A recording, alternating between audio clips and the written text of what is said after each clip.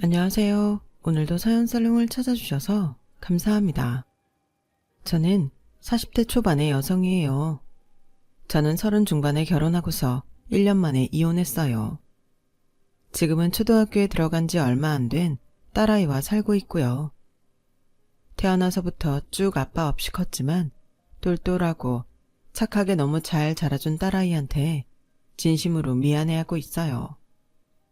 아무리 아빠를 본 적 없다고 하지만 뱃속에 있을 때 제가 느꼈던 감정을 그대로 받아들였을 거라고 생각하면 그 충격을 이 조그마한 아이가 어떻게 감당했을지 상상이 잘 안 되거든요. 그럼에도 딸아이는 저 말고도 오빠 부부와 친정 부모님의 보살핌 덕에 지금까지 잘 자라준 것 같아서 너무 고맙더라고요. 사실 여러 일들이 있었기 때문에 아이 아빠는 멀리 있고 아이를 보러 올 수 있는 처지는 아니에요. 하지만 아이가 자기 아빠를 찾으면 어쩔 수 없이 보여주자 마음 먹고 있는데 오히려 아이는 아빠를 보고 싶지 않다고 하네요. 초등학교에 들어가서 자기는 절대 친아빠를 만나지 않겠다고 하는데 왜 그러나 싶었더니 전 남편의 누나, 그러니까 전 신우가 애를 우리 가족 몰래 찾아가서 진상을 부렸더라고요. 너무 기가 막혀서 저희 가족은 모든 합법적인 방법을 다 써서 아이와 신우가 만나지 못하게 조치를 했네요. 제가 아이를 가진 사실을 알고도 이혼할 수밖에 없었던 건 정말 진상이라는 말로밖에 표현이 안 되는 남편과 신우 때문이었어요. 남편의 유책 사유로 이혼을 하는데도 그 인간은 아주 뻔뻔하게 큰소리치면서 저한테 신혼집도 팔아서 저 다 가지라며 자기는 푼돈 같은 거에 연연하지 않는다고 했거든요. 그렇다고 제가 그 돈 받고 잘 됐다 할 만큼 돈 욕심이 있는 것도 아니었어요. 저희 집은 뭐 요즘 말로 금수저 은수저 그렇지는 않아도 아빠가 좋은 직장 다니시고 엄마가 알뜰하게 살림하시며 저희를 가르치신 덕에 큰 어려움을 겪고 자라지 않았어요. 대학 다닐 때에도 제 생활비나 등록금 때문에 아르바이트 자리에 동동거리지 않을 정도의 여유는 있었고요. 부모님은 저와 오빠가 필요한 돈은 두말 않고 지원해 주셨죠. 그렇다고 엄마 아빠가 돈을 헤프게 쓰시는 분들은 아니었어요. 아빠는 퇴직하기 전에 적당한 곳에 건물을 사셔서 노후도 준비하시고 저희에게 물려줄 것까지 따로 두신 정말 철저한 분이셨고 엄마도 마찬가지였어요. 아무리 돈이 남고 여유가 있다고 해도 함부로 낭비하거나 명품 같은 거 막 사서 쓰지 않으셨거든요. 저도 그렇게 보고 자라서인지 유행 따라서 우르르 뭐 사는 거에 휩쓸리지 않으며 살았고 돈도 쓸데없이 쓰지 않았어요. 그런 제가 남편과 사귀고 결혼까지 하게 된 건 그 사람이 꽤나 능력 있는 척 제 앞에서 쇼를 했기 때문이었어요. 영주 너 내가 명품 사면 항상 좀 놀라더라. 걱정하지 마. 나 그 정도 살 능력은 되는 사람이야. 아무렴 내가 돈도 없는데 그렇게 막 쓰겠어? 내가 언제 승우씨 능력 없대. 그냥 내가 그런 걸 잘 안 사봐서 그렇지. 뭐 자기 돈 가지고 자기가 알아서 쓰는 거니 나 뭐라 안 그래. 각자 다 생활 방식이 있는 거니까. 솔직히 전 그 사람이 회사에서도 인정받고 괜찮은 사람이라 여겼고 그런 점을 좋게 봐서 결혼을 했던 거였어요. 남편은 어릴 때 엄마가 돌아가시고 대학 때 아버지까지 돌아가셔서 나이 차이가 10살이 나는 누나와 함께 살았었다고 해요. 우리 결혼해도 영주 너 우리 누나한테는 잘해주라. 누나가 나한테 엄마 노릇까지 대신해줬거든. 당연하지. 승호 씨한테 소중한 사람이면 나한테도 그런 거 걱정하지 마. 내가 잘해드릴게. 내가 진짜 결혼 하나는 잘하는 것 같다. 뭐 마찬가지 아니겠어? 승호 씨 능력 있고 싹싹하고 나한테도 잘하잖아. 서로 잘됐다고 생각하자. 우리 누나 막힌 사람 아니야. 너 시집살이 시키지도 않을 거고 다른 여자들처럼 네가 시댁 때문에 스트레스 받을 일 없을 거니까 진짜 마음 편하게 먹고 너 하고 싶은 대로 하면서 살아. 그런 남편의 말을 곧이곧대로 다 믿은 건 아니었지만 어느 정도는 제가 편할 거라고 생각했던 건 사실이었어요. 하지만 그건 저의 아주 큰 착각이었죠. 신우이는 지방에서 프랜차이즈 가게를 하고 있어서 당시 서울에 있던 저희한테는 자주 못 온다고 했었어요. 아무래도 휴일이 얼마 없는 장사다 보니 바쁘다고요. 그래서 결혼도 이런저런 복잡한 절차는 생략했으면 좋겠다고 해서 양쪽 집 인사드리는 건 건너뛰고 저희 부모님과 밥 한 번 먹고 바로 결혼식을 한 거나 다름없었어요. 그때 신우는 저와 친정 부모님한테 이렇게 말했어요. 이것저것 복잡하게 해봤자 어르신들도 힘드실 것 같고요. 우리 승호가 좋다니까 저는 빨리 자리 잡았으면 좋겠네요. 그냥 편하게 준비하셔서 둘 결혼시켰으면 해요. 부모님은 아무리 그래도 갖출 건 갖춰야 한다며 저한테 모자라는 돈은 보태주겠다며 최대한 혼수를 해주셨어요. 저는 이렇게 막 휩쓸리듯 결혼해도 되나 싶어서 어리둥절했는데 그때 먼저 결혼한 친구 하나가 이러더라고요. 원래 결혼이 하려 들면 그렇게 되는 것 같아. 이것저것 재고 막 준비하고 힘들게 하는 게 안 좋더라고.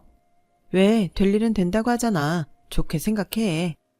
친구는 그렇게 저를 위로하려고 했던 것 같아요. 나중에 제가 이혼한 후에 저와 그 사람이 천생연분이라서 그렇게 빨리 결혼하게 되는 거라고 생각했다네요. 아무튼 저와 남편은 돈을 반반씩 내면 빠듯하긴 해도 수도권의 작은 아파트를 살 수 있어서 그렇게 하기로 했어요. 그때만 해도 저는 그 인간이 빚을 져서 그 돈을 마련했을 거라고는 꿈에도 생각하지 못했어요. 막 혼수가 오가고 결혼식이 일주일도 안 남았을 때 신우가 저를 부르더니 이렇게 말했어요. 영주아, 나는 분명히 우리 이것저것 따지지 말자고 했는데 사돈 어르신들이 나한테 해주신 거 알지? 그래서 말인데 나는 그런 건 허례허식이라고 생각하거든. 내가 뭐 안 해준다고 섭섭하게 생각하지 마. 나는 요즘 스타일로 너네끼리 스몰 웨딩해도 뭐라고 할 사람 아니거든. 오히려 이런 걸 거추장스러워하지. 그러니까 나는 그냥 넘어간다. 오해하지 마. 안 해주는 건 안 해주는데 저희 부모님한테서 받을 건 다 받고 허례허식이라는 둥 하는 건 기분이 상했어요. 말투에서도 은근히 우리 부모님을 구식이나 쓸데없는 치장 같은 걸 좋아하는 사람처럼 보는 게 느껴졌고요. 자기가 우리한테 스몰 웨딩처럼 하라고 했으면 우리 친정에서 해주는 것도 받지 말아야 되는 거 아닌가요? 그래도 그때는 신우가 미처 준비를 못했는데 우리 집에서 예단을 받으니 당황해서 그러나 보다 했죠. 그런데 결혼하고 보니 남편의 경제 상태는 그 사람이 말했던 것과 영 딴판이었어요. 남편이 자랑하듯 말했던 신혼의 가게도 딱히 잘 되는 게 아니었고요. 남편은 자기가 회사에서 팀을 다 이끄는 것처럼 말하고 인센티브도 많이 받는다고 항상 자랑을 했었어요. 그래서 그 돈으로 명품도 많이 사고 돈도 잘 쓴다고 생각했죠. 그런데 결혼하고 2달도 안 돼서 우연히 보게 된 남편의 카드 명세서들은 정말 입을 다물 수가 없을 정도였어요. 게다가 대출 독촉 전화까지 와서 저는 너무 당황했어요. 승우 씨, 오늘 대출금 빨리 갚으라고 독촉 전화 왔었어. 무슨 대출 받았어? 그리고 무슨 카드를 이렇게 많이 써? 보니까 현금 서비스 받아서 다른 카드 맞고 그런 거 같은데? 아니, 남의 명세서를 왜 보고 그래? 침대 옆에 버젓이 놓고 간 사람이 누군데 그래? 내가 보는 게 싫으면 버리든지 다른 데 두지 그랬어. 그게 내가 예전에 차 살 때 이것저것 지출한 게 있어서 그게 계속 누적돼서 그래. 대출은 집 때문에 받은 거고. 너한테 나 밤 보탤 돈 안 된다고 말을 못 하겠더라고. 아니 그럼 전세를 얻었지. 무리해서 집을 사진 않아도 됐잖아. 넌 그럴 돈이 된다는데 내가 어떻게 안 된다고 말하냐? 난 너한테 맞춰주느라 한 건데 되게 뭐라고 하는 것 같다. 나는 너 생각해서 그런 건데 꼭 그래야겠어? 남편은 그렇게 제 말을 섭섭해하기만 했고 끝까지 자기가 돈 관리를 잘못했다고 인정을 안 했어요. 그러더니 퇴근하고 와서 저한테 이러더라고요. 있지. 영주 너 돈 좀 있다고 했잖아. 그걸로 먼저 내가 받은 대출 갚으면 안 돼? 솔직히 계속 독촉 전화 받는 거 너도 스트레스잖아. 어차피 우리 같이 사는 집이고 다 공동재산인데 빚 때문에 이 집 팔고 전세 가는 것도 남보기 우습고. 어떻게 안 될까? 내가 생활비 더 내든지 할게. 지금 승호 씨가 생활비 더 낼 상태는 돼? 카드값만 해도 꽤 많던데 현금 서비스부터 정리해야지. 그러니까 몇 달만 좀 참아주라, 응? 결혼하고 2달인데 이런 문제를 보게 됐으니 말이 안 나오더라고요. 결국 저는 제 돈으로 남편 대출금을 갚아주고 현금 서비스까지 정리한 다음 남편한테 약속을 받았어요. 다음 인센티브는 3개월 있어야 받는다며. 그럼 그때까지는 사고 싶은 거 있어도 좀 자제해. 우리 결혼 전에 약속한 게 있잖아. 나 혼자 생활비에 경제적 부담 다 떠안으라고 하는 건 아니지. 우리 둘 다 일하니까 버는 만큼 비율 정해서 내기로 했잖아. 알았어. 나도 그럴 생각이었어. 처음부터 좀 미안하긴 하네. 암튼 고마워. 자기 빚이 없어졌다는 사실만 홀가분해하는 남편이 너무 철없이 느껴졌지만 그래도 저는 남편을 믿었어요.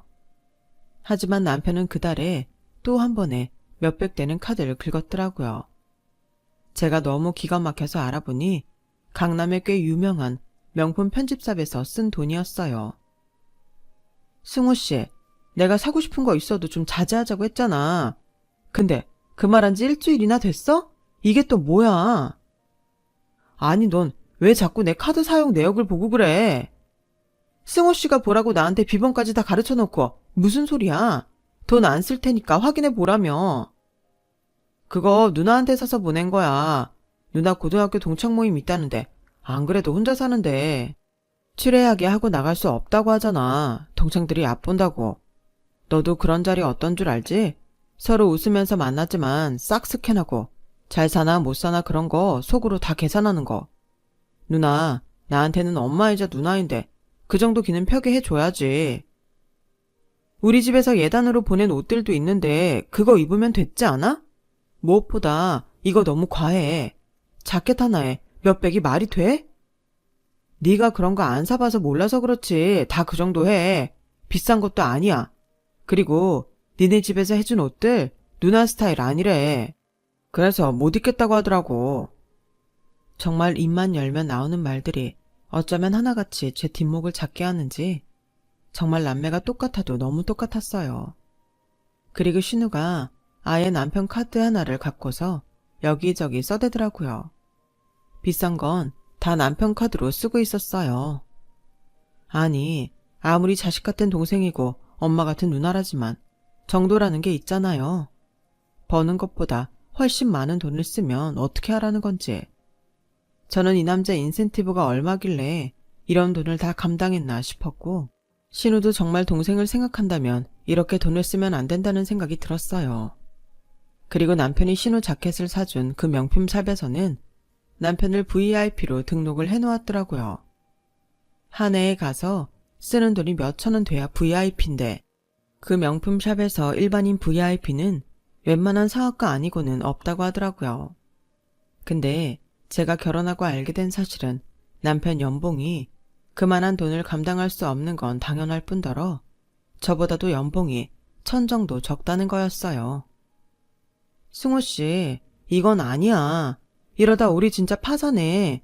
형님한테 카드를 정 드려야겠으면 한도 적은 걸로 드리고 승호 씨도 지금처럼 쓰면 안 돼. 형님이 정말 승호 씨를 자식 같은 동생으로 생각하면 승호 씨 사정도 알아주셔야지. 아니 그냥 동생이어도 이건 아니야. 그건 그런데 내가 누나한테 미안해서 말을 못하겠어. 아무래도 엄마처럼 따르며 살았으니 말하기가 어려운 것 같아 보였어요. 결국 저와 남편은 신우에게 가기로 한 주말에 둘이서 같이 카드 문제를 이야기하기로 했어요. 저는 신우가 당연히 카드를 안 쓴다고 할 줄 알았어요. 그런데 신우의 반응은 정말 예상과 너무 달랐어요. 아니, 내가 쓰면 얼마나 쓴다고. 요즘 우리 가게 장사도 안 되고 스트레스 해소하려고 그러는 건데 결혼했다고 이런 것부터 눈치 주기 시작하는 거야? 그런 거 절대 아니야 누나. 내가 다시 형편 나아지면 꼭 다시 줄게. 잠깐만 그런 거니까 좀 참아줘. 알았어. 네가 힘들다는데 내가 눈치 없이 쓸 수 있니? 그래도 결혼했다고 마누라 눈치 보고 그러지는 마. 너 기펴고 당당하게 살라고.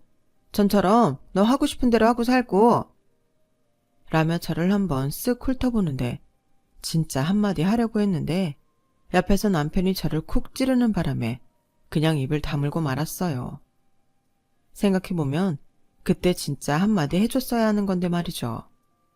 아니, 자기 동생 빚더미에서 구제해줬는데 무슨 내 눈치를 보느라 돈을 못 쓰게 한다는 식으로 말을 하는 건지, 그리고 이 남매는 툭하면 기펴고 당당해야 된다는 말을 입버릇처럼 하는 건지 이해가 안 되더라고요. 왜 돈을 마음대로 써야만 당당한 거고 기펴는 거라고 생각할까요? 저는 그런 생각이 두 사람 인생에 큰 망조를 들게 한 거라고 봐요. 그때부터 시누이는 툭하면 저한테 전화를 걸어대기 시작했어요. 오늘 중학교 때 베프를 만났는데 걔는 땡땡땡 신상 입었더라. 걔 지가 돈 벌어본 적도 없는 애거든. 참 저런 팔자는 타고나나 봐. 나 동네 친구들 만났는데 다들 신상 입고 나온 거 있지?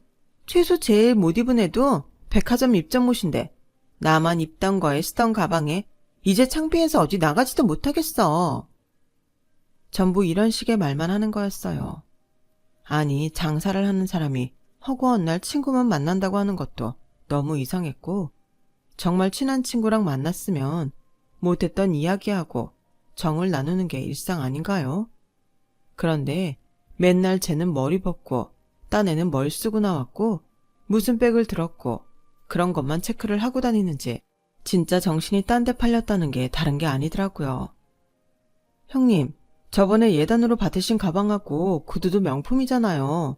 그것도 괜찮을 것 같은데요. 혹시 승호가 얘기 안 했니? 그거 너무 올드해서 난 못하겠더라. 나랑 안 맞아. 에휴, 이참에 중고로 내놓을까? 명색이 명품이니 돈은 제대로 받을 수 있겠지? 그거 팔아서라도 뭐 좀 장만해야겠네. 자기 아들이나 다름없다는 동생이 결혼할 때 받은 예단을 중고로 팔겠다는 말을 제 앞에서 아무렇지도 않게 하니 저는 정말 신우한테서 정남이가 다 떨어졌어요. 계속되는 그런 전화를 제가 어떻게 다 감당할 수 있겠어요. 게다가 시도 때도 없이 전화를 해대서 일하는 데에도 지장이 정말 많았거든요. 형님, 제가 지금 직장이라 나중에 전화 드릴게요.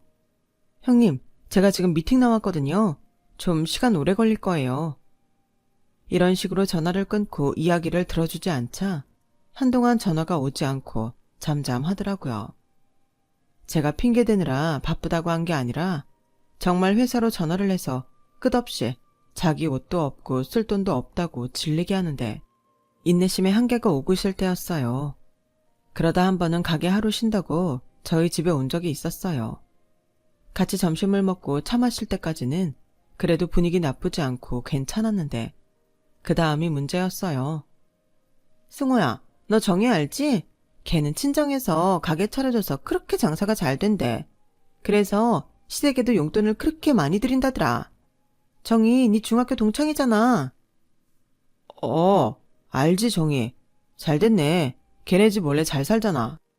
그러게 말이야. 돈 벌 줄 아는 사람들은 그렇게 눈치가 빠르고 센스도 좋은 것 같아.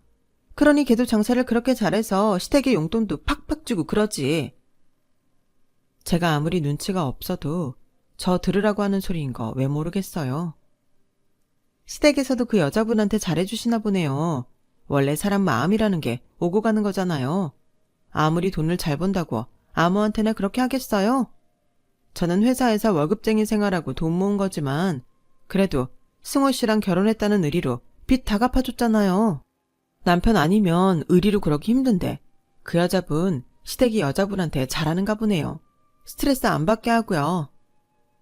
제 말에 신우와 남편은 눈이 동그래져서 서로를 쳐다보더니 저한테 아무 말도 못하고 얼굴이 빨개졌다 파래졌다 아주 볼만하더라고요.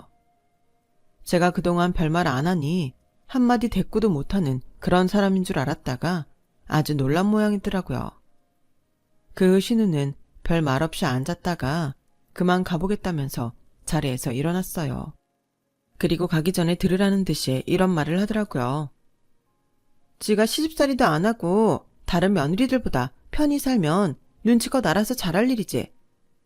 하지만 저는 끝까지 조심히 들어가세요. 멀리 못 나가요.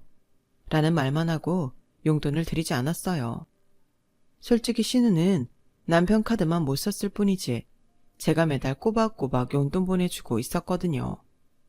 남편이 자기네 회사 인센티브가 줄었다며 생활비 낼 돈도 부족하다고 하도 우는 소리를 하길래 제가 대신 보내고 있었는데 저렇게 노골적으로 다른 사람 비교하고 내가 편하게 산다는 식으로 말하며 돈 더 달라고 눈치를 주는데요.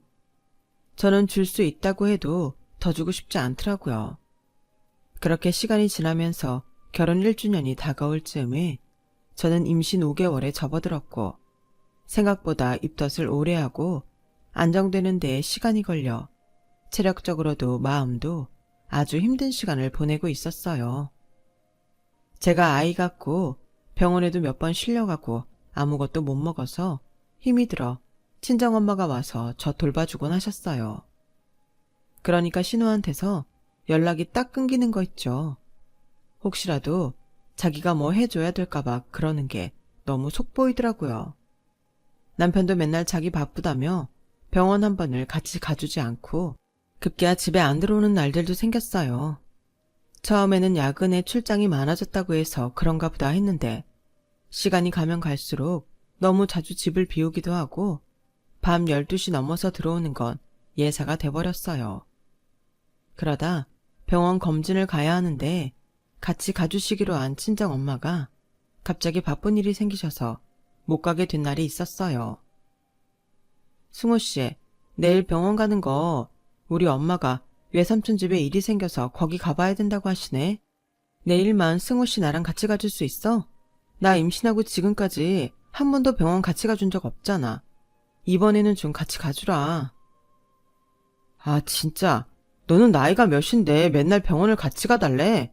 내가 그렇게 할 일 없는 사람으로 보여? 짜증나게 정말. 그러더니 그 밤에 옷을 집어들고 도로 나가는 거 아니겠어요. 처음에는 너무 황당해서 아무 말도 안 나왔는데 시간이 갈수록 괘씸하고 기가 막혀서 열불이 나더라고요. 저는 남편한테 다시 들어오라고 몇 차례나 문자를 보냈지만 남편은 끝까지 답이 없었어요. 그랬더니 다음날 오후에 저한테 문자를 보냈더라고요. 영주 네가 아이 낳으면서 회사 그만둘지도 모르니 내가 한 푼이라도 더 벌어야 돼서 예민한데 넌 자꾸 어리광만 부리는 것 같잖아. 너도 사회생활하면서 그렇게 뭘 모르는 소리만 해. 나도 우리 집 어떻게 꾸릴지 열심히 궁리 중이니까 좀 그런 소리는 하지 마라 진짜. 이게 미안해서 보낸 건지 자기 행동이 옳으니 나한테 토달지 말라는 건지 참 헷갈리는 문자였어요. 그런 일을 겪으면서 결혼 전 남편이 저한테 보여줬던 능력 있고 사교성 있고 싹싹하던 모습과 지금의 남편 모습을 여러 번 번갈아 떠올리게 됐어요. 그리고 아무래도 제가 사람을 잘못 본 것 같다는 결론을 내리게 되었죠.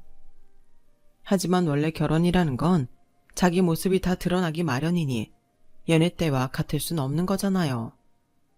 그때만 해도 그저 내가 사람을 잘못 봤네 하고 푸념 정도로 끝났는데 진짜 어마어마한 일이 터지고 말았어요. 그때 저는 겨우 입맛이 되돌아오기 시작해서 회사에서 먹는 걸로 모든 걸 버티고 있었어요.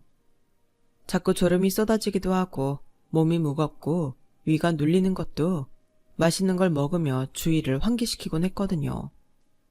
그렇게 회사에서 전보다 무거운 몸을 이끌고 힘겹게 일을 하고 있는데 생전 처음 보는 여자가 절 찾아왔더라고요. 안양주 씨 맞죠? 저랑 잠깐 얘기 좀 하실래요? 보자마자 대뜸 저를 사무실에서 불러낸 화려한 차림새에 향수 냄새가 짙게 나는 그 여자는 상상도 못할 얘기를 하더라고요. 이제 그만 승호씨 좀 놔줄래요? 승호씨 저랑 결혼할 무렵부터 만났어요. 이미 저희 사이는 깊어졌고 헤어질 수 없는데 승호씨는 당신하고 결혼을 깰 수가 없다고 하더라고요. 그래도 저는 좋으니까 계속 보자고 했어요. 당신이 그 사람 돈 가지고 괴롭힌 거, 형님한테 카드 뺏은 거 제가 다 알고 있거든요. 승호씨 속상해할 때마다 제가 너무 마음 아팠고 얼마 전부터는 임신했다고 그렇게 승호씨 들들 볶는다면서요. 임신한 게 유세예요? 그건 아니잖아요. 승호 씨도 안영주 씨한테 마음 떠났는데 태어날 아기 걱정에 쉽게 정리 못하고 있어요. 그러니까 안영주 씨가 어른스럽게 정리해주세요. 저는 처음에 누가 저한테 악질적인 장난을 한다고 생각해서 헛웃음이 나왔어요. 하지만 그 여자 표정은 절대 장난이 아니었어요.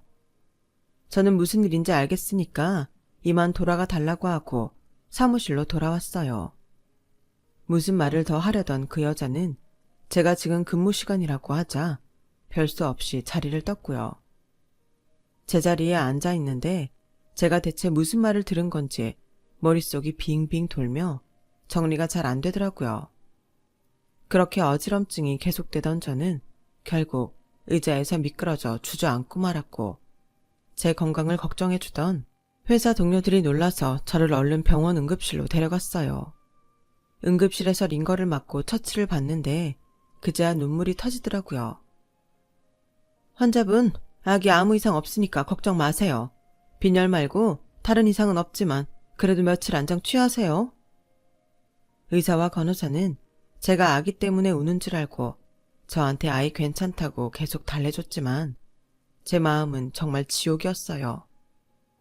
아이가 괜찮다는 건 정말 다행이었지만 결혼 1년 만에 싱글맘이 돼서 혼자 살 처지가 된 제 자신이 너무 서글펐죠. 그리고 그게 다 제가 바보 같아서 생긴 일이라는 게 힘들었어요. 어떻게 바람 피는 걸 모를 수가 있어? 얼마나 둔하면 여자가 그것도 눈치를 못 채. 어떻게 결혼할 때 그 인간이 양다리였던 걸 몰랐던 거야.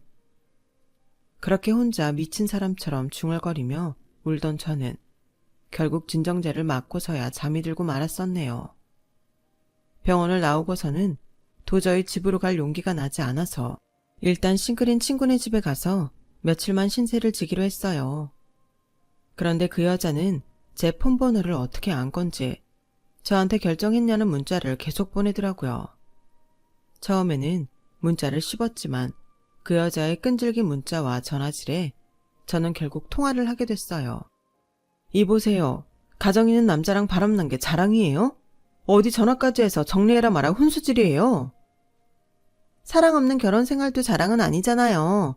그쪽이 승호 씨 포기만 해준다면 둘이 살던 집도 줄게요. 제가 안영주 씨 이혼 소송 다 유리하게 해준다니까요. 저 뭐 잘했다고 이러는 거 아니에요. 제가 안영주 씨랑 결혼 결정되고서 승호 씨 만난 것도 맞고요. 근데 먼저 만나고 늦게 만나고가 중요한 게 아니라 사랑하는 사람끼리 살아야 되는 거잖아요. 혹시 아이 포기하고 싶으면 그 비용도 제가... 네가 인간이니? 어디다 대고 남의 애 이야기를 꺼내? 저는 그렇게 소리를 꽥 지르고 전화를 끊어버렸어요. 그런데 더 웃기는 건요. 제가 집을 나오고 사흘이나 됐는데 남편한테서 연락 한 번이 안 오더라는 거죠. 어쩌면 이 인간은 제가 스스로 물러나길 바라면서 그동안 저 병원 한번 안 따라가고 모든 걸 제가 이기적인 여자로 몰아세웠던 게 아닌가 의심이 들었어요. 더는 고민하고 말고 할 게 없겠더라고요. 저는 바로 친정으로 가서 그동안 있던 일을 이야기했고 부모님은 잔뜩 화가 나셔서 인맥을 다 뒤져 저한테 제일 비싼 변호사를 붙여주셨어요. 신우는 제가 이혼 소송을 할 거라는 말에 처음에는 집 앞까지 찾아와서 그러지 말라고 사정했어요.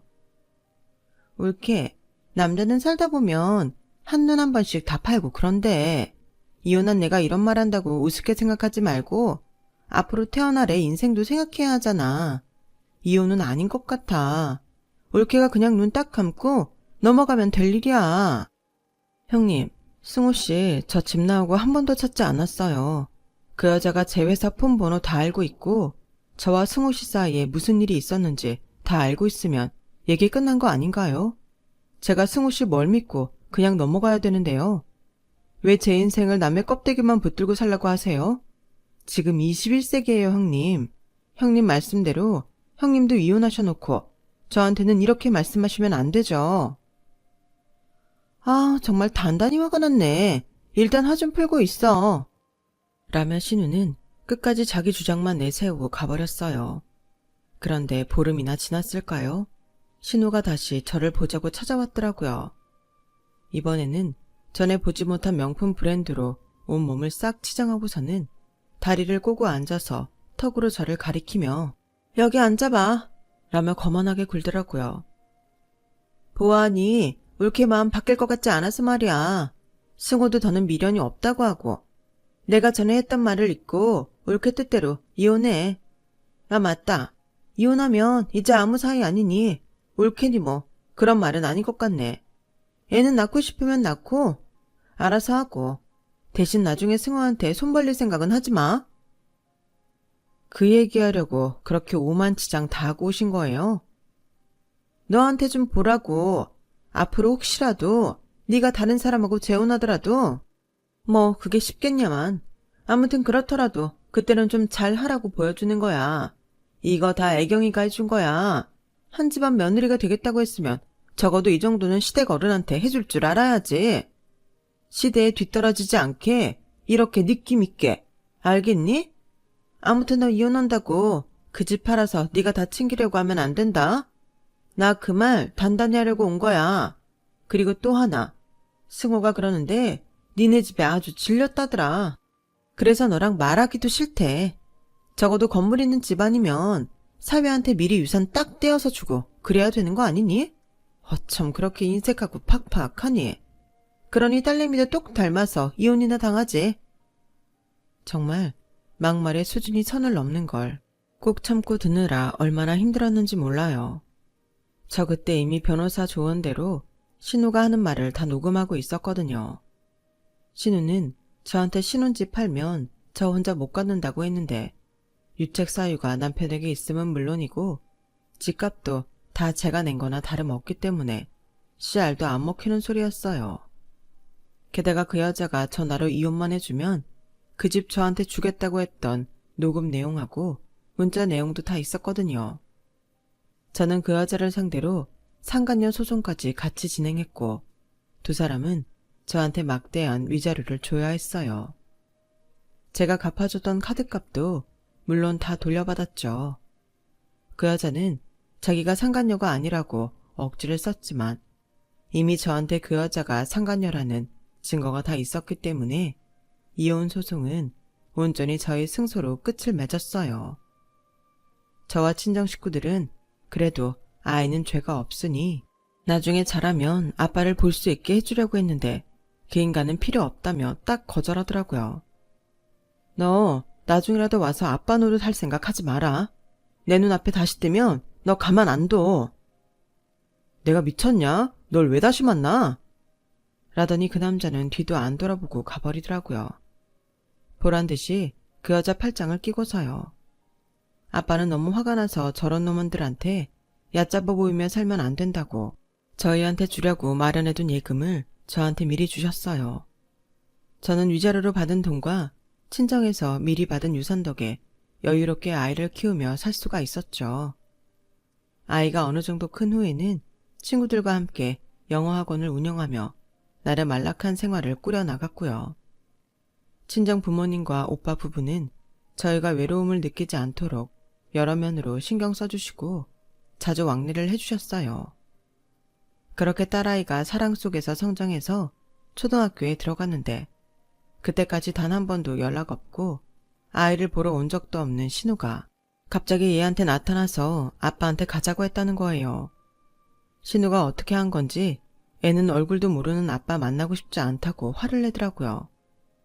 뭐 그 신우 예전 행동들을 생각하면 아이가 싫어할지만 골라서 했을 것 같긴 했어요.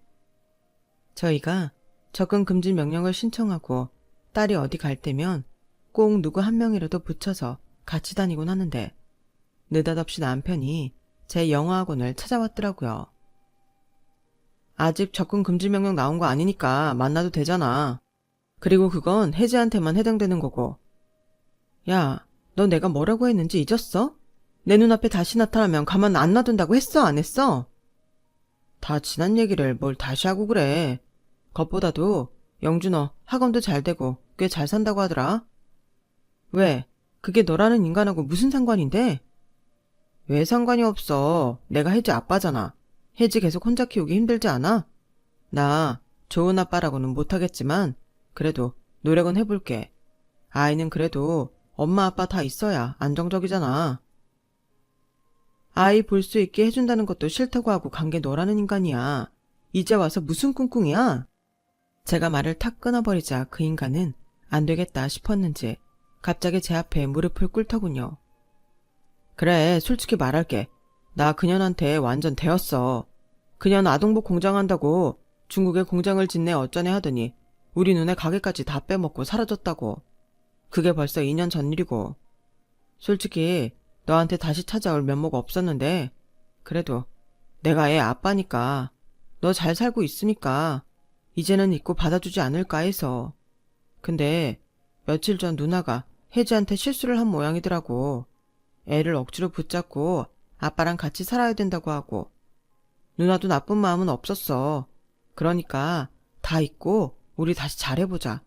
영주야, 이번엔 진짜야. 저는 그 인간 말이 다 끝나기도 전에 책상에 있던 화병물을 그 인간 머리 위에 쏟아 부어버렸어요. 아니, 무슨 인간이 이렇게 뻔뻔할 수가 있는 걸까요? 이미 저는 그 인간들이 어떤 말도 통하지 않는다는 걸 알고 있었어요. 그래서 제가 한 말은 단지 이것뿐이었어요. 너, 내가 개인 경호원 고용해서 비 오는 날 먼지나게 두들겨 패기 전에 당장 꺼져. 내가 분명히 경고했어. 야, 영주야, 혜주 엄마.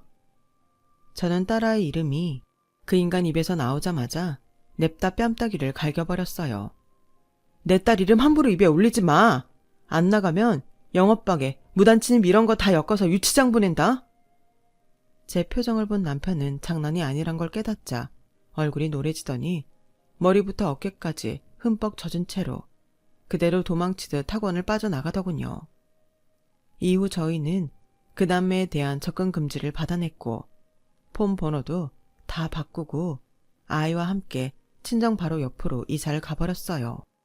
이런 모든 조치를 해도 그 파렴치한 인간들이 다시 나타날 때를 대비해야겠다는 생각이 들었거든요. 그런데 정말 그 후 신우가 다시 우리 학원에 나타났고 그때 딸아이를 데리고 가려고 해서 결국 오빠까지 전화받고 불이 나게 오지 않았겠어요. 친정 부모님과 오빠는 신우를 동네 한복판에서 망신을 주면서 이제는 고소를 할 테니 어디 콩밥 한번 먹어보라고 소리쳤어요. 그렇게 혼쭐이 나고서야 그 인간들은 얼씬도 하지 않게 됐네요. 그리고 다시 저희의 생활은 예전의 평화를 되찾아 가고 있답니다. 저는 앞으로 어떻게 될지 모르지만 아직도 재혼에 대해서는 전혀 생각하고 있지 않아요. 그저 딸 잘 키우며 제 일 하면서 재미있게 살고 싶네요. 제 이야기는 여기까지예요. 끝까지 들어주신 분들 모두 건강하시고요. 하시는 일마다 잘 되시길 바랄게요. 행복한 하루 되세요. 감사합니다. 여러분, 사연 댓글에 응원과 현명한 조언 부탁드려요. 좋아요와 구독은 저에게 큰 힘이 됩니다. 오늘도 좋은 일 가득하세요.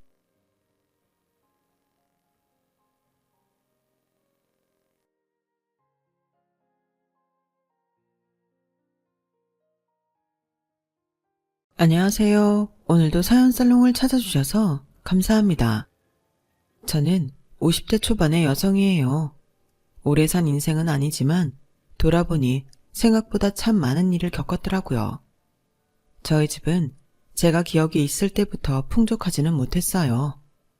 아빠뿐 아니라 엄마도 항상 일을 하셨고요. 그래서 학교 들어가기 전에는 집에 혼자 있을 때가 많았지만 초등학교에 입학하고부터는 반 아이들과 친해지면서 외롭다고 느낀 적도 없고 늘 재미있게 지냈어요. 가정 형편상 여유가 있는 건 아니었지만 나름대로 잘 적응하고 공부도 그럭저럭 꽤 했어요. 그러다가 제가 중학생 때 아빠가 일하는 도중 다치셨다가 회복하지 못하고 돌아가시게 됐어요. 엄마는 일하다가 늦게 연락을 받아서 아빠가 돌아가시는 것도 못 보셨고 학교 끝나고 집에 왔던 제가 먼저 병원에 가서 아빠의 마지막을 지켜야 했죠. 사춘기가 시작돼서 예민했던 저한테는 그때의 일이 오랫동안 충격적인 사건으로 남게 되었어요. 아빠의 빈소가 차려지고 3일장을 치르는 동안 저는 그제야 전에는 몰랐던 일들을 알게 됐어요. 에휴, 딱한 사람. 어쩌다 몹쓸 친구한테 걸려서 보증을 서줬대. 그때부터 고생만 했잖아. 그러게 말이야. 남 좋은 일만 하고 갔잖아. 마누라하고 자식 한 번 편하게 못 해주고 말이야. 아빠는 제가 아주 어릴 적에 친구한테 보증을 서줬다가 그 친구가 빚을 갚지 않고 도망가는 바람에 힘들게 사셨던 거였어요. 저는 장례식에서 사람들이 아빠에 대해 했던 말을 자주 곱씹게 되었어요. 친구를 너무 믿어서 이렇게 됐다는 말들요. 장례식이 모두 끝나고 엄마는 골똘히 생각에 잠겨있는 제가 걱정이 되셨는지 자꾸 괜찮아질 거라고 하셨죠. 소영아, 너무 힘들지? 어린 너한테 엄마가 자꾸 미안한 일만 하게 만드네. 그래도 앞으로는 괜찮아질 거니까 계속 씩씩하게 살아야 돼. 엄마, 내가 쭉 생각해봤는데 아빠는 너무 순진했던 것 같아. 그러니까 친구들한테도 당하기만 했지. 난 그렇게 살지 않을 거야. 저는 친구고 누구고 세상에 속지 않으려면 남들보다 높은 위치에 있거나 돈을 잘 벌어야 한다고 생각했어요. 중학생인 저는 일단 공부부터 잘해서 높은 사람이 되어야겠다고 다짐했어요. 저는 그때부터 하루에 4시간이나 5시간만 자면서 열심히 공부했어요. 우리 소영이가 태어날 때 스님이 아주 복덩이라고 했는데 공부하는 걸 보니 집안을 일으키려나 보다. 진짜 복덩이 많네. 엄마의 말처럼 저는 공부에 집중한 다음부터 성적이 확 올랐어요. 엄마가 동생 뒷바라지도 해야 됐기 때문에 저는 학원보다는 동네 서점에서 산 문제집을 갖고 공부했어요. 저는 스스로 공부하는 법을 조금씩 터득해 갔고 점점 공부 계획을 세우고 실천하는 데에 익숙해져 갔죠. 그러자 중학교 졸업할 때에는 상위 10등 안까지 들어갔고 고등학교에 입학하자마자 담임선생님의 관심을 받았어요. 소영이 너는 조금만 노력하면 서울대도 갈 수 있겠다. 긴장 늦추지 말고 3년 동안 열심히 해봐. 선생님이 그렇게 말씀하시지 않아도 저는 이미 단단히 각오하고 있었어요. 그리고 3년 내내 전교 10등 내 순위를 놓치지 않았고 소위 말하는 명문대학에 좋은 성적으로 합격했어요. 처음 목표했던 서울대는 가지 못했지만 그래도 장학금을 받을 수 있어서 정말 기뻤어요. 엄마도 너무 좋아서 동네 가는 곳마다 떡을 돌리셨어요. 우리 소영이가 땡땡대학에 합격했어요. 과외 한 번도 안 하고 재수도 안 하고 순전히 지 혼자 공부해서 그 어려운 대학에 들어갔다니까요. 아주 효녀예요.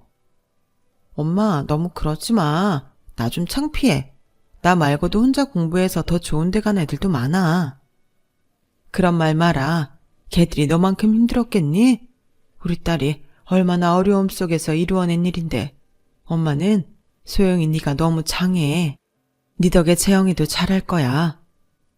저는 경영학과에 갔는데 그건 아빠의 영향이 아주 컸어요. 경영이라는 걸 공부하면 아빠처럼 남들한테 속아서 자기와 가족들을 고통에 빠뜨리지 않을 것 같았어요. 대학에 가서 처음에는 과외로 돈 버는 게 너무 재밌었어요. 직접 돈을 벌어 엄마랑 동생에게 주는 게 참 뿌듯했거든요. 저는 과외 알바가 있으면 다 소개시켜 달라고 했고 그렇게 가르치는 데에만 열중하다 보니 학교 공부에는 소홀해지기 시작했어요. 결국 1학년 때 성적은 기대했던 것보다는 많이 좋지 않았어요. 그래도 돈 버는 게 재미있어서 과외한다고 친구들하고 놀지도 않고 돈도 안 쓰고 살았네요. 그러다가 정신이 번쩍 든 게 성적이 나빠지자 과 조교부터 시작해서 교수님들도 저한테 관심을 두지 않더라고요. 전에는 유학 갈 거냐 대학원 갈 거냐 묻기도 하고 좋은 알바자리가 있으면 이야기도 해줬는데 전혀 그러지 않았어요. 또 한 선배가 성적 때문에 가고 싶은 회사에 못 갔다고 한탄을 하며 후회하는 걸 봤던 게 제일 쇼크였어요. 그제서야 저는 이게 아니구나. 평생 20살로 있는 것도 아닌데 몇 년 후를 위해서라도 이래서는 안 되겠다고 생각했어요. 그게 2학년 1학기 때였어요. 그때부터 정신을 바짝 차리고 강의에 꼬박꼬박 들어갔어요. 강의 내용도 꼼꼼하게 전부 필기했고 리포트도 미리미리 써놨어요. 알바도 많이 줄여서 3분의 1 정도만 하기로 했고요. 정신 차리고 공부해서 2학년 2학기 때와 3학년 1학기 때 제 성적은 웬만한 회사에 들어갈 수 있을 정도로 만들어 놓았어요. 저는 3학년 2학기 때 미리 들어가고 싶은 회사를 정해 놓았어요. 그 회사에 들어가기 위해 정보 수집도 많이 하고 선배들한테 많은 조언도 듣고 시험 공부도 열심히 했죠. 또 회사에 들어갈 때 필요한 영어 점수를 위해 밤 늦은 시간에 학원에 가서 공부도 했어요. 그 결과 저는 무사히 제가 원했던 회사의 기획팀에 합격했어요. 회사 일은 결코 쉽지 않았고 신입이라고 떠넘겨지는 온갖 잡일에 이러려고 회사에 들어왔나 싶을 때도 있었지만 이 시간만 지나가면 모든 게 수월해질 거라 믿으며 매일 견뎠어요. 그리고 첫 월급이 나오던 날에는 정말 이루 말할 수 없이 뿌듯했어요.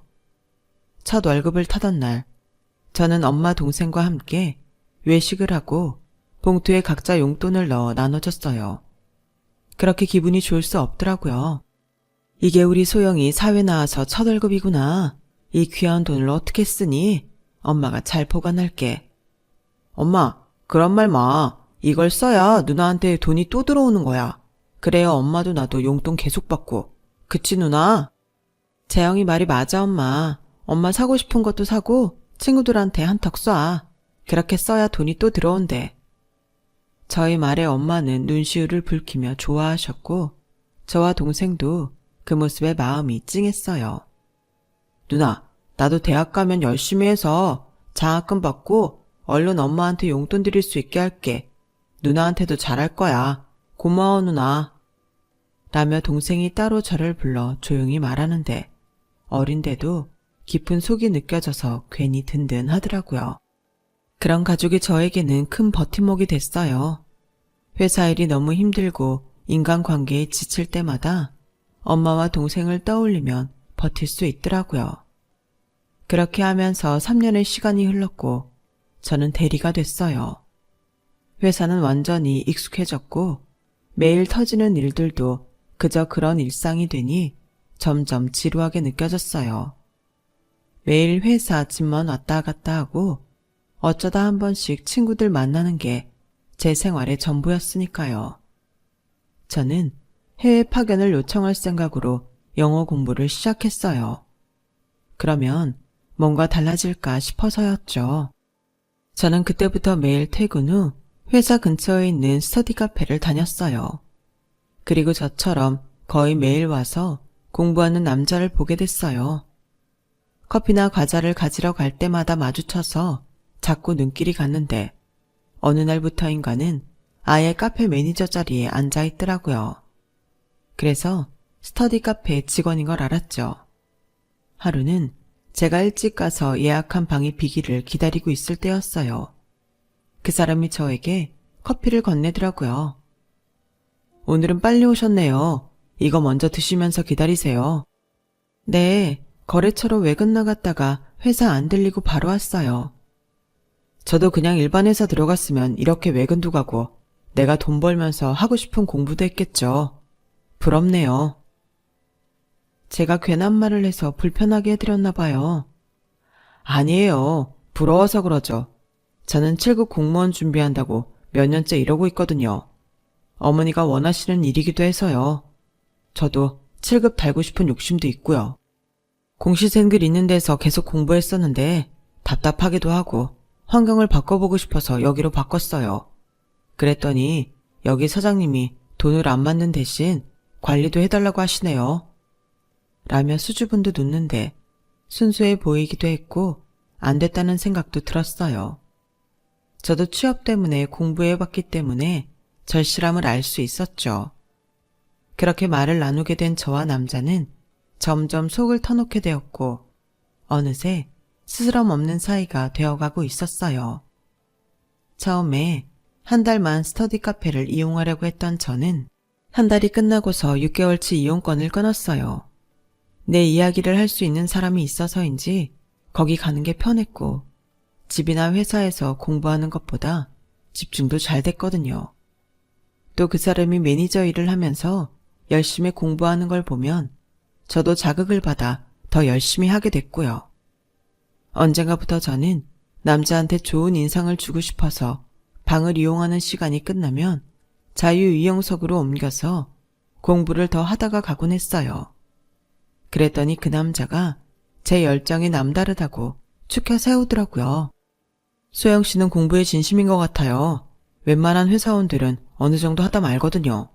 아무리 해외 지원이 목표라도 이렇게 열심히 하시는 분은 처음 본 것 같아요.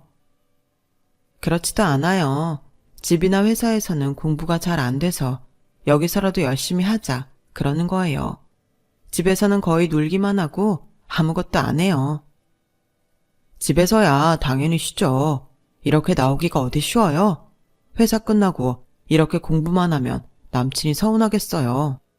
그게 저 남자친구 없어요. 저는 지금 남자친구보다는 제 일이 더 중요해서요.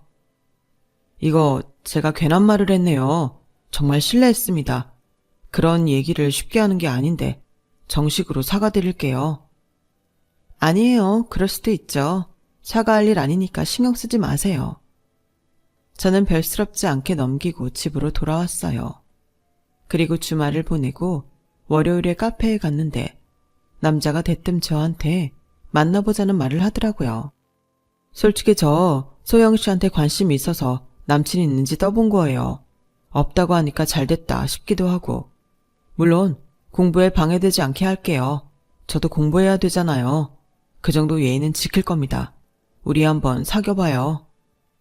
라는 그의 직선적인 말에 저도 모르게 알겠다고 했어요. 그동안 엄마와 동생, 그리고 회사 일밖에 몰랐던 제게 스터디 카페는 다른 세상과도 같았고 그 남자도 신선하게 느껴졌어요. 또 이런 고백을 받아본 적도 없었고요. 그리고 알게 모르게 저 자신도 남자한테 끌리고 있었던 걸 부인할 수 없었다고나 할까요? 그렇게 만남을 시작한 저와 남자는 1년 넘게 사귀게 되었어요. 저는 회사 내부 평가와 영어 시험에서 좋은 성적을 받았지만 남자는 공무원 시험에 또 떨어지고 말았어요. 엄마는 제가 공시생과 만난다는 것을 알고 계셨어요. 3개월 전쯤 어쩔 수 없이 말씀드렸거든요. 제가 전과 다르게 자꾸 주말에도 나가고 매일 늦게 들어오니 엄마도 어느 정도 눈치채신 것 같아 별 수 없이 남친이 있다고 했었죠. 엄마는 제가 남자한테 꽤 마음이 있다는 걸 알고 계셨어요. 소영아, 기분 나쁘게 생각하지 말고 들어. 네 남자친구가 아직 안정된 직업이 없잖아. 물론 공무원이 되기 위해 준비하고 있다지만 사람 일 어떻게 될지 모르는 거고. 열심히 하면 되겠지. 그래도 난 네 나이도 있는데 결혼 상대는 직업이 있는 사람이 좋을 것 같다. 결혼까지 생각한다면 신중했으면 좋겠어. 엄마 걱정하는 건 뭔지 나도 알겠어. 근데 나도 취직하기 전에는 그 사람하고 똑같은 처지였잖아. 그 사람 성실하니까 꼭 붙을 거야. 난 믿어주고 옆에 있고 싶어. 네 뜻이 정 그렇다면 어쩔 수 없지. 라며 엄마는 한숨을 푹 쉬었어요. 안 그래도 그 즈음에 남자는 저한테 할 말이 있는지 자꾸 제 눈치를 보더라고요. 그러다가 화이트데이를 앞두고 남자는 자기가 좋은 데 예약했다며 화이트데이에 보자고 했어요. 정말 평소에는 가보고 싶어도 선뜻 못 갈 좋은 레스토랑이더라고요. 화이트데이 날 남자는 레스토랑에서 대뜸 무릎을 꿇더니 소영아, 나랑 결혼해줘. 너만 보면서 살게. 내가 정말 잘할게. 이건 정말 보잘것없이 작은 거지만 공무원 시험 합격하고 나면 진짜 비싼 거 사줄게. 나 비싼 거 바라지 않아. 성재씨 마음이면 충분해. 네가 사치하지 않은 건 알지. 아무리 마음이면 충분하다고 해도 나도 좋은 거 해주고 싶다고. 고마워 성재씨. 나도 성재씨랑 결혼하고 싶어. 그렇게 저와 남자는 결혼 약속을 하고 양쪽 집에 소식을 알렸어요. 남자도 아버지가 일찍 돌아가셔서 어머니만 계셨기에 저희는 다 같이 조촐히 모여서 식사를 한번 하기로 했어요. 이런 제안은 남자 어머니가 먼저 했어요. 남자 어머니는 인상이 차가워 보이기는 했지만 저는 시댁 식구니까 더 그렇게 보이려니 생각했어요. 엄마는 썩 내켜하지는 않으셨지만 제가 좋다고 하니 허락하셨죠. 그렇게 저희는 양쪽 집안 인사를 마치고 그해 가을에 결혼식은 생략하고 결혼 사진만 찍고 신혼을 시작했어요. 아무래도 남자가 공부 중에 있다 보니 제가 하고 싶은 대로 결혼식을 할 수는 없더라고요. 저도 꿈꿔왔던 결혼식이 있었죠. 정말 많은 걸 포기했지만 그래도 좋은 사람하고 만나는 거니 다 좋게 생각하자고 스스로 위로했어요. 저는 남자가 혹시 공무원 시험에 떨어지더라도 안정적인 일을 할 수 있게 해주고 싶었어요. 그래서 마침 괜찮은 보습학원이 나와 있길래 그걸 남편 앞으로 해줬어요. 남자 실력이면 초등학생들 정도는 꽤 모을 수 있을 것 같았거든요. 학원을 인수하고 리모델링하는 건 전부 제가 회사에 들어가면서부터 들었던 적금으로 해결했어요. 개원하는 날 시어머니는 신이 나서 친구들을 초대해 보습학원에서 잔치를 벌였어요. 예, 고맙다. 우리 성자가 처복이 있다더니 정말인가 보다. 이제 내가 한시름 놓겠어.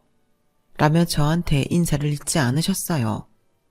남편도 마음이 놓였는지 전보다 훨씬 편해 보였고 스터디 카페에 가지 않아도 된다고 좋아했어요.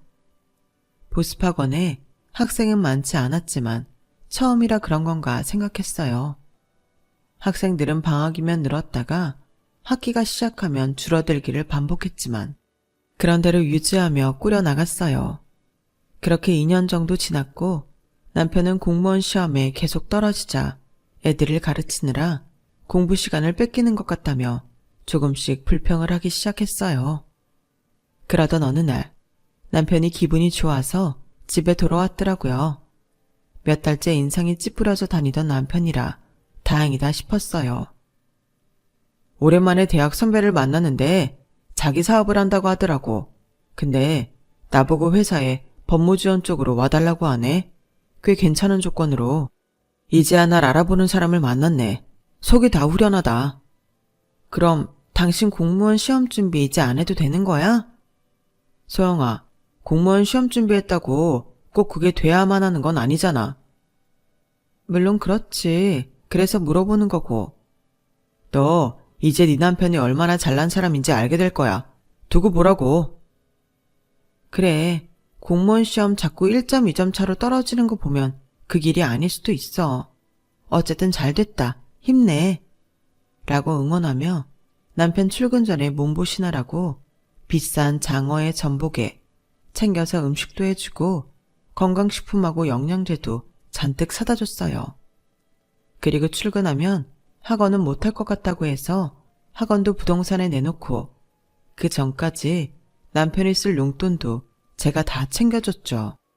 그리고 출근하기로 한 날 이틀 전이 되었어요. 남편은 그날 저보다도 늦게 집에 들어왔는데 표정이 영 좋지 않더라고요. 나 그 회사 안 가기로 했어. 아주 웃겨. 나 같은 고급 인력을 아주 푼돈으로 부려먹으려고 들어. 선배라고 좋게 봤더니 사기꾼이야 완전. 그 선배가 제시한 조건이 그렇게 안 좋았어? 그럼 월급을 좀 올려달라고 해보지 그랬어. 아니면 조건을 개선해서 계약하자고 하든지. 야, 넌 내가 그런 것도 안 해봤을 것 같냐? 너만 잘났어, 너만? 하며 집이 떠나가라 고래의 고래 소리를 지르며 화를 내는 거였어요. 그런 남편을 진정시키고 자초지종을 들었는데 선배는 남편이 법대도 나오고 그동안 공무원 시험 준비도 했으니 어느 정도 할 수 있는 일들이 있다고 생각했는데 남편이 실무에 약한 모습을 보인 것 같더라고요. 선배라고 사람 가지고 노는 것도 아니고 뭐야. 지가 평생 잘 나갈 줄 아나. 어디 얼마나 잘 되나 두고 보자. 이렇게 된 거 그냥 잊어버려야지 어쩌겠어. 그럼 보습하고 내놓았던 거 취소하고 다시 하자. 내가 할 수 있는 걸 하다 보면 또 좋은 기회가 생길 거야. 야, 넌 이 상황에 나보고 그 거지 같은 학원을 다시 하라는 거야. 아주 사람을 가만 놔두질 않는구만. 네가 이러니까 내가 되는 일이 없는 거야. 아주 내가 돈 한 푼이라도 못 벌어올까봐 전전긍긍하기만 하지. 언제 한번 길을 제대로 살려주길 했냐고. 이게 무슨 뒷바라지야. 그런 뜻이 아니고 다시 마음을 가다듬자는 거잖아. 왜 자꾸 사람 하는 말을 꼬아서 들어? 그리고 내가 뒷바라지를 안 했다고? 당신 회사 갈 때까지 몸 추스르라고 했던 건 안 보여? 당신 용돈 꼬박꼬박 챙겨준 건 그런 것도 다 뒷바라지야. 아주 따박따박 한마디도 안 주고 대드는 것 봐. 지가 돈 좀 번다고 사람 얕보는 거지? 진짜 재수없어. 라며 집을 나가버리더군요. 너무 어이가 없고 화도 났지만 얼마나 실망이 되면 그럴까 싶어 어디 있을 건지 알아보려고 연락을 했어요. 하지만 남편은 핸드폰을 꺼놓은 채 저한테 연락 한 번 하질 않았어요. 그날 이후로 남편은 집에 잘 들어오지 않았고 저와의 사이도 점점 멀어졌어요. 제가 아무리 대화를 해보려고 해도 저는 상대도 안 하려고 하니 아무것도 할 수 없더군요. 시어머니는 제가 자기 아들 기죽여서 일이 안 된다며 저에게 막말을 퍼부었어요. 잘난 며느리 들어오면 아들 일이 안 된다더니 그 말이 딱인데 내가 무슨 정신으로 저런 걸 며느리로 들였나 몰라. 너 우리 성재 앞길 막은 거 어떡할 거니? 네가 돈돈거리면서 보습학원 차려 등 떠밀지만 않았어도 우리 성재 벌써 공무원도 합격하고 아주 잘 나갔을 거다. 어떻게 책임질 거야? 내 아들 인생 물어내. 처음 학원을 차려줄 때와는 완전 180도 달라진 태도로 저보고 다 책임지라며 방방 뛰더군요. 2년이 넘게 우리 집뿐만 아니라 시댁 생활비까지 책임지며 단 한 번도 불평한 적 없는 저한테 모든 걸 뒤집어 씌우니 저는 너무 억울해서 오히려 아무 말도 할 수 없었고 그게 병이 돼서 갑상선과 위장이 한꺼번에 나빠져서 더는 회사를 다닐 수 없는 지경이 됐어요. 저는 어쩔 수 없이 퇴사를 해야만 했죠. 그런 저한테 시어머니는 너 다른 일거리라도 찾아봐야 되는 거 아니냐? 성재도 힘든 때인데 이러고 집에서 노닥거리고 있으면 안 되지? 어머니, 지금 제가 몸이 너무 안 좋아서 병원에서도 아무것도 하지 말고 푹 쉬라고 했어요. 몸이 아프지만 않았어도 회사 계속 다녔을 거예요. 아니, 그러면 휴직을 하든가 그러지. 어떻게 멀쩡히 다니던 회사를 그렇게 그만둬버리면 무슨 애가 그렇게 대책이 없니? 대책이 없는 게 아니라요. 더는 다닐 수가 없었던 거예요. 어머니는 어떻게 제 입장은 한 번도 생각을 안 하세요?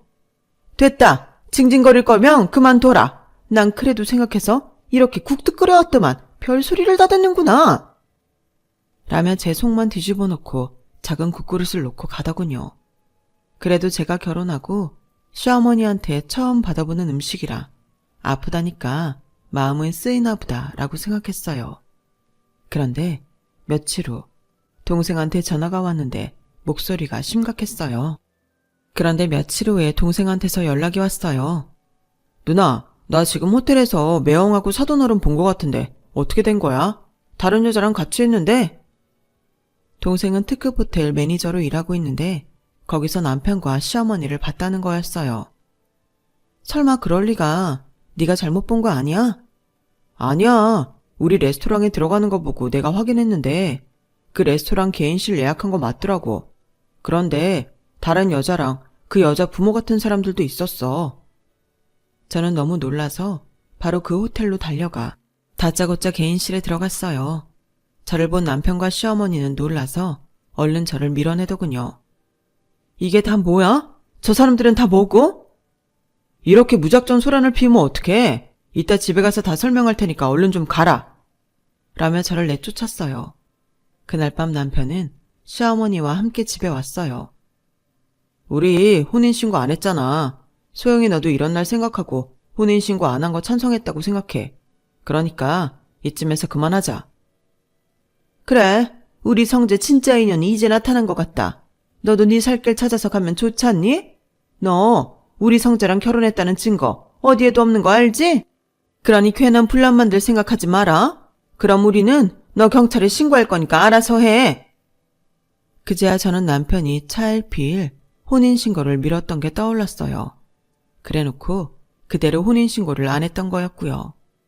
저는 집에 있던 결혼 사진이나 신혼여행 사진이 싹 없어진 걸 깨달았어요.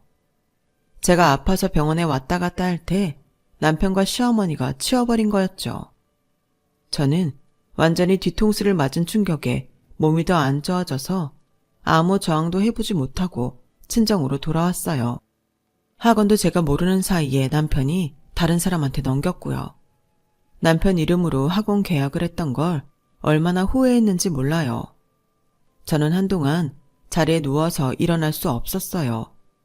몸도 마음도 너무 아프고 힘들었고 밤에는 잠이 오지 않을 정도로 배신감과 억울함에 몸부림쳤어요. 엄마와 동생 성화에 병원은 어쩔 수 없이 다녔지만 정말 살고 싶은 생각이 요만큼도 없었어요. 그렇게 몇 달 지났는데 동생이 자기 호텔에서 일해보지 않겠냐고 했어요. 지금 기획팀에서 경영사원 뽑는데 누나라면 충분히 할 수 있을 것 같아. 누나 회사에서도 인정받았었잖아. 누나 지금 건강 상태는 괜찮은 것 같아. 문제는 마음이지. 일 때문에 바쁘면 나쁜 일도 잊어버리고 점차 나아질 거야. 동생이 저를 생각해 주는 게 고마워 알겠다고 했어요. 저는 동생 말대로 호텔에 이력서를 넣었고 다행히 면접을 보러 가게 됐어요. 저는 떨어지게 되든 제가 할 수 있는 걸 모두 보여주자고 생각했어요. 나중에 제가 동생 가족이란 걸 알게 돼도 그게 좋을 것 같았거든요. 자신감을 가지고 면접을 봤던 게 잘 됐는지 저는 합격했고 그 다음 주부터 출근하게 됐어요. 제가 맡은 일은 호텔 내에 새로 연 레스토랑 기획이었어요. 저는 원가 절감을 위한 여러 방안과 젊은 사람들 감각에 맞는 포스터와 메뉴판을 기획했어요. 제 기획이 유행과 잘 맞았는지 호텔 레스토랑은 가격이 비싼데도 불구하고 많은 사람들이 찾기 시작했어요. 일부러 가정식 컨셉으로 한 게 오히려 반응이 좋았고 그 일로 저는 보너스도 두둑하게 받았죠. 저는 그 보너스를 전부 동생에게 줬어요. 이거 그냥 주는 거 아니야. 너 주식이나 부동산 투자 잘하잖아. 그런 데에 투자하고 이익이 생기면 나도 좀 나눠달라고. 알았어. 내가 꼭 이익 내서 누나한테도 나눠줄게. 동생은 저한테 약속한 대로 주식에서 많은 이익을 남겼고 제가 줬던 돈을 고스란히 돌려줬어요. 저는 남편과 그렇게 헤어지고 4년 반 만에 모든 걸 제자리로 돌려놓게 됐어요. 물론 지나간 세월과 제 마음의 상처는 완전히 치료할 수 없었지만 물질적인 면에서나마 안정을 찾을 수 있어 다행이었죠. 누나, 요즘 땡땡 지역이 괜찮다고 하더라. 그쪽 식당 낀 건물 같은 거 사두면 아마 꽤 돈이 될 거야. 저는 동생 말을 듣고 여기저기 발품을 팔며 건물을 보러 다녔어요. 마침 적당한 건물을 보게 돼서 동생과 함께 쉬는 날 부동산에 가보기로 했죠. 중개사는 주인에게 연락을 한 후에 저희에게 건물을 보여줬어요.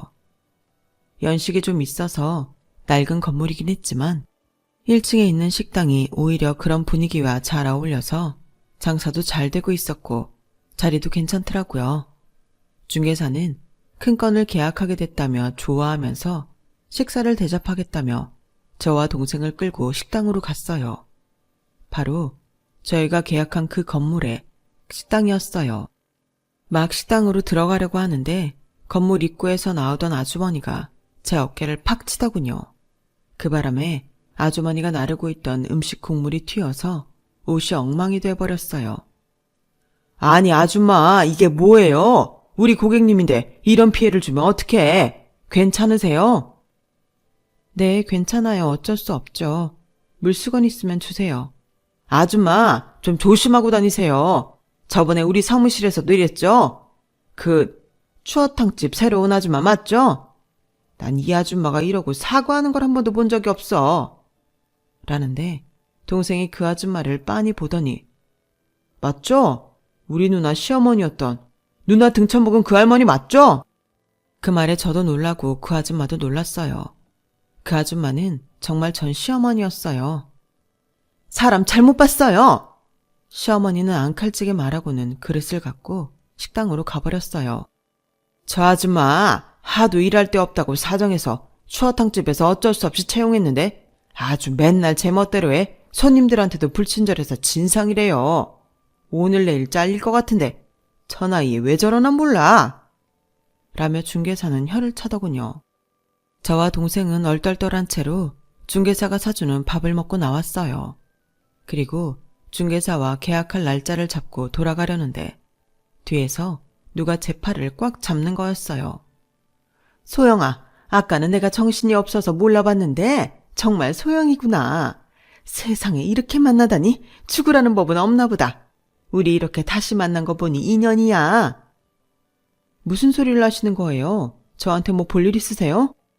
라며 차갑게 팔을 뿌리쳤더니 시어머니는 당황하더군요. 우리도 네 생각 많이 했다. 네가 어디 있나 찾아도 봤는데 어디 있는지 도통 알 수가 있어야지. 그런데 이렇게 딱 다시 만났잖아. 실은 우리가 돈이 좀 필요해. 너 해줄 수 있지? 너 성재 좋아했잖아. 성재 편히 있으라고 학원도 차려줄 만큼. 그게 벌써 언제적인데 그러세요? 그리고 아줌마, 저 그쪽하고 아무 사이도 아니니까 반말은 좀 삼가주시죠. 그러지 말고 내 말 좀 잘 들어봐. 너도 우리 성재 다시 만나고 싶었잖아. 아니요, 전혀요. 내가 왜 그딴 남자를 다시 만나고 싶어 합니까? 아, 다시 만나고 싶긴 했죠. 만나면 사람이라도 사서 실컷 두들겨 패주게요. 아줌마도 마찬가지예요. 이리저리 이용해 먹고 아프고 일 못한다고 바로 돌아서서 사람을 쓰레기 취급해 놓은 인간들인데 내가 이렇게 마주보고 이야기하는 것만으로도 다행인 줄 알아요. 제가 큰 소리를 내자 시어머니가 일하는 식당 주인부터 주변 가게에서 다 사람들이 내다봤어요. 길에 지나가던 사람들도 우리를 쳐다보니 시어머니는 사람들 눈치를 보며 그 자리에서 도망쳤어요. 그런데 다음날 전 남편이 호텔로 저를 찾아왔어요. 행색이 영 초라한 게 아주 볼품 없어졌더라고요. 어떻게 여기서 소영이 네가 일을 하냐? 진짜 운명 참 묘하다. 소영아, 내가 진짜 실망시키지 않고 꼭 갚을게. 한 번만 나 믿고 돈 좀 빌려줘. 내가 그쪽 뭘 믿고 돈을 빌려줘요? 그리고 당신네는 예의는 어디 밥 말아먹었어요? 어디서 다짜고짜 찾아와서 반말에 돈까지 빌려달래요? 남편은 제 앞에 무릎을 꿇으며 소영아, 아니 소영씨, 저 한 번만 살려주세요. 정이라는 게 있잖아요. 제발 돈 좀 빌려주세요. 나도 웬만하면 어려운 사람 도와주지. 그런데 너는 그럴 가치가 없어. 지 조광지처 빨대 꽂고 빨아먹은 다음에 혼인신고도 안 해놓고 싹 들고 튀었잖아. 내가 그때는 아파서 아무것도 못했는데 지금은 너 일했던 스터디 카페 사장도 찾아낼 수 있어. 그 사람은 그쪽이랑 나 그 거지 같은 과거 다 알고 있거든. 당장 찾아가서 그 사람 증언시킬까? 너 결혼 사기꾼이라고? 지금 안 나가면 바로 신고할 거야. 남편은 별수 없이 그 자리에서 도망치고 말았어요. 남편은 레스토랑에서 같이 있던 여자와 결혼했다고 해요. 여자 백으로 경력도 없으면서 어느 중소기업의 팀장으로 취직까지 했는데 일을 너무 못해서 바로 잘렸고 여자도 1년도 안 돼서 같이 못 산다고 남편 몰래 통장을 다 털어먹고 잠적해버렸다고 하네요. 남편은 그 뒤로 주식으로 돈을 벌어보려고 했다가 쫄딱 망해서 집까지 팔아서 돈을 갚았다고 해요. 그 뒤로 시어머니는 여기저기 옮겨다니며 노동일을 한다고 했어요. 사정은 안 됐지만 다 자업자득인 것 같더군요. 저는 4년 반 만에 남편이 그렇게 된 걸 보니 천벌이라는 게 정말 있다는 생각까지 들었어요. 남편과 시어머니는 그 후로 저희를 찾지 않았어요. 나중에 시골 어디로 내려갔다고 하는데 지금은 어떻게 사는지 모르겠네요. 저와 동생은 결혼도 하고 각자 행복하게 살고 있어요. 제 이야기는 여기까지예요. 오늘 제 사연 들어주신 분들 다들 앞으로 좋은 일만 많이 있고 매일 행복하시길 바래요. 건강하시고 들어주셔서 감사합니다. 여러분, 사연 댓글에 응원과 현명한 조언 부탁드려요. 좋아요와 구독은 저에게 큰 힘이 됩니다. 오늘도 좋은 일 가득하세요.